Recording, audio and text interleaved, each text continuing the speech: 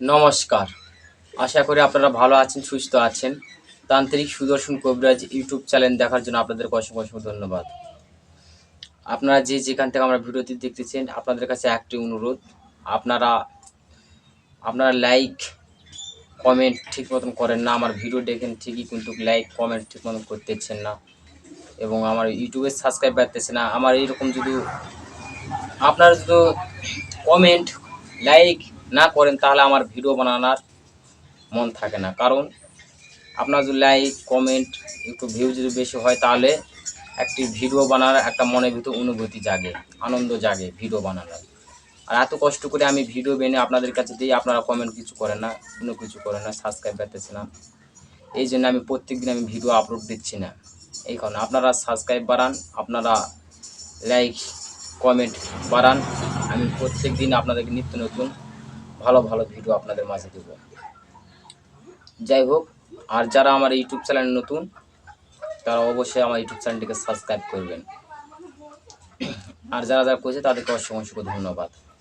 আজকে যে বিদ্যা দেবো, কালকে আমি লাইভে গেছিলাম রাতের দিকে, অনেক শিশু সাবিত ছিল না, এই কারণে আমি সব নিয়মই দিয়েছি, কিন্তু আমার লাইভে যাওয়ার আর মনে ইচ্ছুক নেই। কারণ যদি না শিষ্য সাবিত সবাই আসে, তাহলে তো এরকমভাবে বোঝানো যায় না।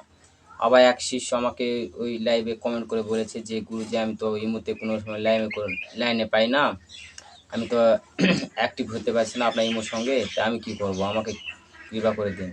আমি ওই শিষ্যর কথার ভিত্তিতে আমি চাই মন্ত্রতন্ত্র নিয়ে, আমার মন্ত্রতন্ত্র নিয়ে সবাই কাজ করুক, মানুষের উপকার করুক, আমি এটাই চাই, অন্য কোনো কিছু না।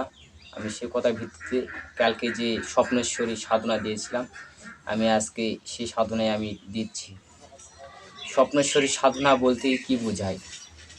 স্বপ্নেশ্বরী সাধনা, যদি স্বপ্নেশ্বরী সাধনা, স্বপ্নেশ্বরীকে যদি আপনারা একবার সাধনা বলে তাকে লাভ করতে পারেন, তার আশীর্বাদ নিতে পারেন, তাহলে এত তন্ত্রমন্ত্র কোনো কিছু লাগবে না।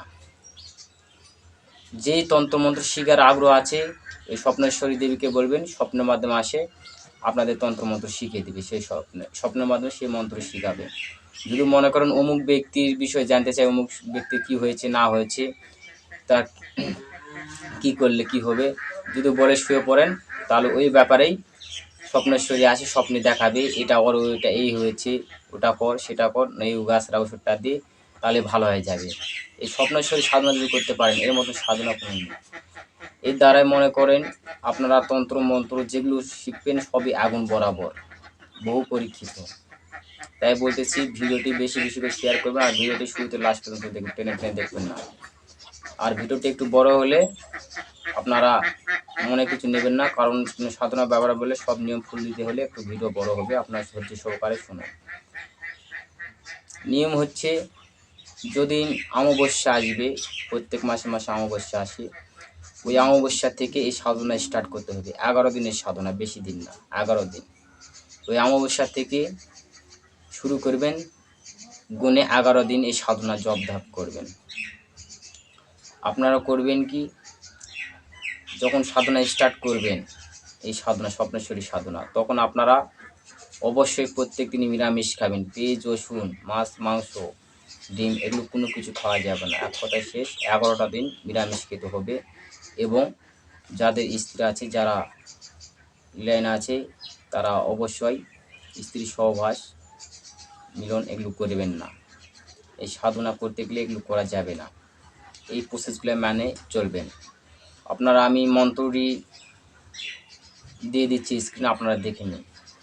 এই যে মন্ত্রটি আপনারা দেখতেছেন, এই মন্ত্রটি আপনারা সুন্দর করে মুখস্থ করে নেবেন।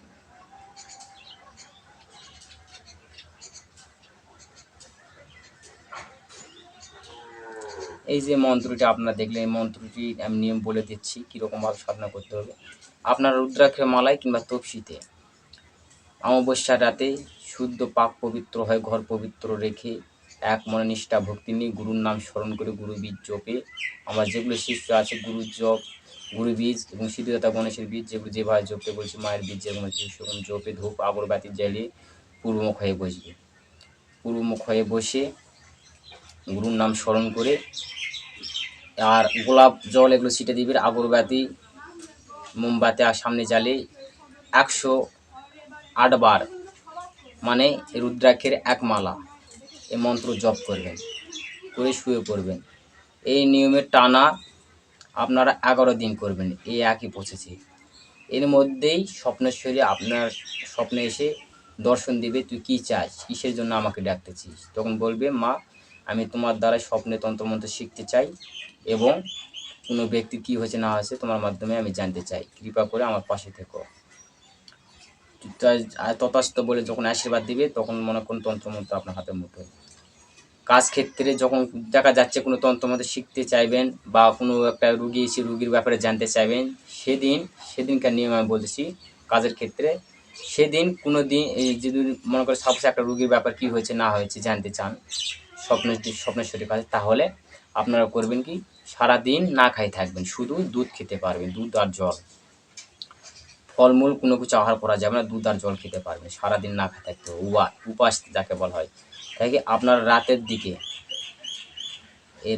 এই সাধনা করবেন 5 মালা, এই মন্ত্রটি 5 মালা জপবেন, পুরো মুখ একই প্রসেস।